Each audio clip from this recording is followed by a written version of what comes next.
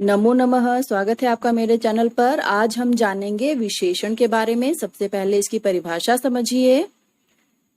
जो पद संज्ञा और सर्वनाम पदों की विशेषता बताते हैं उन्हें विशेषण कहते हैं, जैसे काली गाय, 40, चोर, बुद्धिमान, मित्र आदि। अब यहाँ पर काली, 40 और बुद्धिमान ये सब जो हैं संज्ञा और सर्वनाम शब्दों की विशेषता बता रहे हैं। विशेषण के भेद। विशेषण के 4 भेद होते हैं: गुणवाचक विशेषण, संख्यावाचक, परिमाणवाचक, सार्वनामिक या संकेतवाचक विशेषण। सबसे पहले जान लेते हैं गुणवाचक विशेषण के बारे में। गुणवाचक विशेषण वो होते हैं जो विशेषण शब्द अपने विशेष्य के गुण, दोष आदि से संबंधित विशेषताओं का बोध कराता है। जैसे मेरा स्वेटर काला है, उसका मित्र बुद्धिमान है। अब काला और बुद्धिमान यहाँ पर गुण की विशेषता बता रहे हैं कि कौन सा गुण है मेरे स्वेटर में कि वो काला है और मेरा मित्र कैसा है, बुद्धिमान है। गुणवाचक विशेषण कुछ अन्य रूप से भी प्रयोग होता है, उसके उदाहरण अब मैं देने वाली हूँ। जैसे कि गुण और दोष को प्रकट करने के लिए आलसी, मेहनती, ईमानदार, बेईमान, चतुर, मूर्ख, सुंदर, भद्दा, योग्य ये सब उपयुक्त होते हैं। रंग रूप के लिए सफेद, काला, पीला आदि। आकार प्रकार के लिए गोल, चपटा, तिकोना, लंबा। स्पर्श के लिए चिकना, मुलायम, कठोर। स्वाद मीठा, खट्टा। दिशा सूचक शब्द हैं पूर्वी, पश्चिमी, उत्तरी, दक्षिणी। दशा तथा अवस्था सूचक है दुर्बल, स्वस्थ, युवा। उसी प्रकार बूढ़ा, कमजोर आदि। ये सभी गुणवाचक विशेषण को दर्शाने वाले कुछ उदाहरण हैं। इसके बाद विशेषण के दूसरे भेद की चर्चा करते हैं। दूसरा भेद होता है संख्यावाचक विशेषण। संख्यावाचक विशेषण वो होते हैं जो विशेषण शब्द अपने विशेष्य की संख्या या गिनती का बोध कराता है, उसे संख्यावाचक कहा जाता है। जैसे बस में 20 यात्री हैं, यहाँ पर 20 संख्या दर्शा रही है।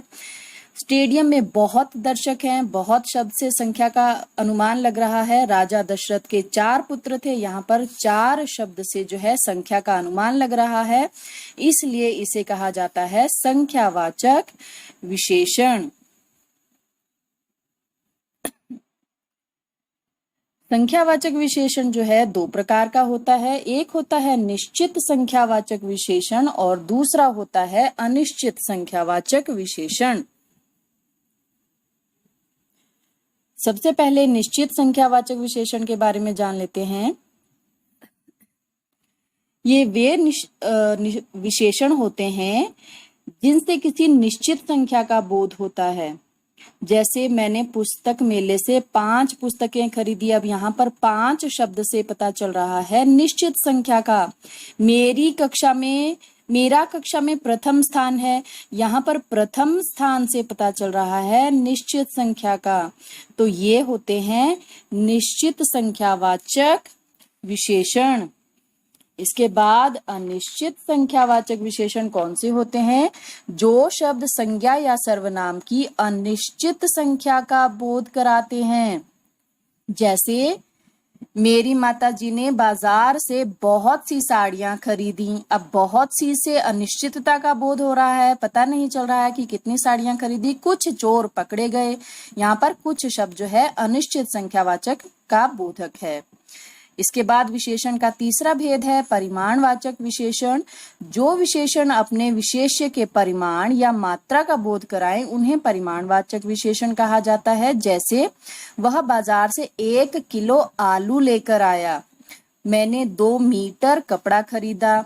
अब इन सब में 1 किलो और 2 मीटर ये परिमाण का बोध करा रहे हैं, इसलिए ये है परिमाणवाचक विशेषण। परिमाणवाचक विशेषण के पुनः आगे 2 भेद होते हैं, निश्चित परिमाणवाचक और अनिश्चित परिमाणवाचक विशेषण। आइए जानते हैं निश्चित परिमाणवाचक विशेषण कौन से होते हैं। जो विशेषण अपने विशेष्य की निश्चित मात्रा का बोध कराएं उन्हें कहा जाता है निश्चित परिमाणवाचक विशेषण। जैसे उदाहरण है माता जी ने बाजार से 1 लीटर घी खरीदा।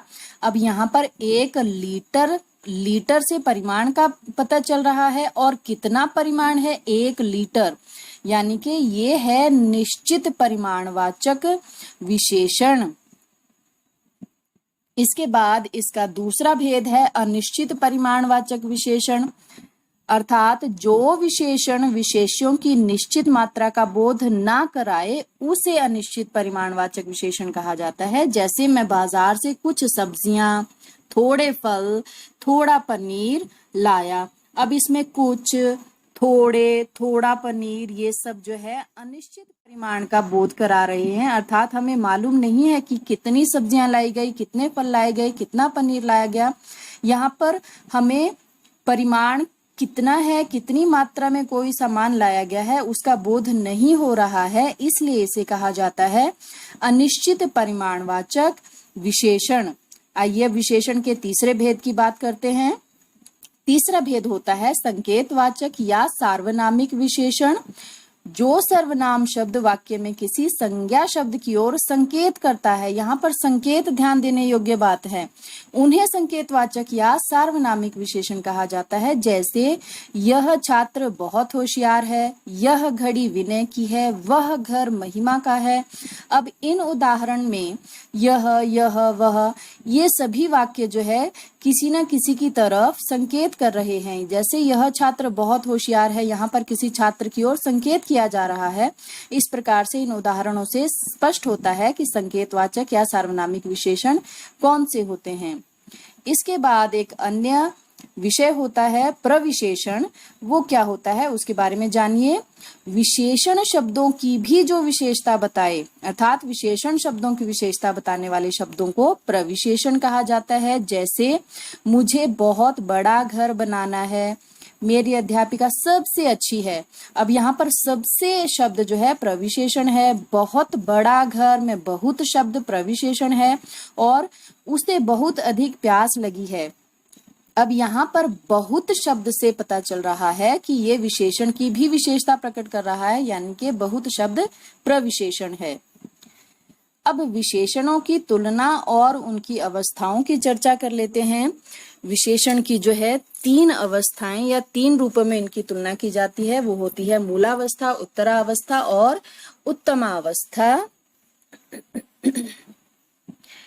मूलावस्था में हम विशेषण विशेष्य की सामान्य अवस्था का वर्णन करते हैं। उत्तरावस्था जब 2 विशेषणों की तुलना की जाती है, और उत्तम अवस्था होती है जब किसी व्यक्ति या वस्तु या स्थान को सबसे अच्छा या सबसे बुरा बताया जाता है, जिसका उदाहरण आप देख पा रहे हैं। दीर्घ दीर्घतर, दीर्घतम, मधुर मधुरतर, मधुरतम। अब इसके बाद विशेषण शब्दों की रचना जान लेते हैं। विशेषण शब्दों की रचना किस किस प्रकार से होती है ये देखिए। इसका संज्ञा शब्द से, सर्वनाम शब्द से, क्रिया से तथा अव्यय से विशेषण शब्दों की रचना की जाती है। उनके प्रत्येक के मैं उदाहरण अब आपको दिखा रही हूँ। संज्ञा से विशेषण शब्दों की रचना किस प्रकार से होती है। जैसे प्रकृति शब्द है, इसमें इक प्रत्यय लगाने पर प्राकृतिक बनेगा। चर्चा में इत प्रत्यय चर्चित, शास्त्र में ईय प्रत्यय लगाने से शास्त्रीय, तथा पत्थर में ईला प्रत्यय लगाने से पथरीला बना। ये थे संज्ञा से विशेषण की रचना। अब सर्वनाम से विशेषण की रचना के बारे में जान लेते हैं। यह से विशेषण होगा ऐसा, तू से तेरा, किस से कैसा, और मैं से मेरा। ये तो हुए सर्वनाम शब्द जिनसे विशेषणों की रचना की जाती है। तदुपरांत क्रिया से विशेषण की रचना किस प्रकार की जाती है। जैसे बिक शब्द है, क्रिया शब्द है बिक, इसमें आउ प्रत्यय जोड़कर बिकाऊ शब्द बन गया। उदय क्रिया शब्द है, इसमें इत जोड़ा उदित बना। और बोलना से बोलने वाला। अब इसके बाद अव्यय से विशेषण की रचना, बाहर से बाहरी, नीचे से निचला, अंदर से अंदरूनी। तो ये तो रहा विशेषण का ज्ञान। आशा है आपको समझ आया होगा। इसके साथ ही ये अध्याय समाप्त होता है। धन्यवाद।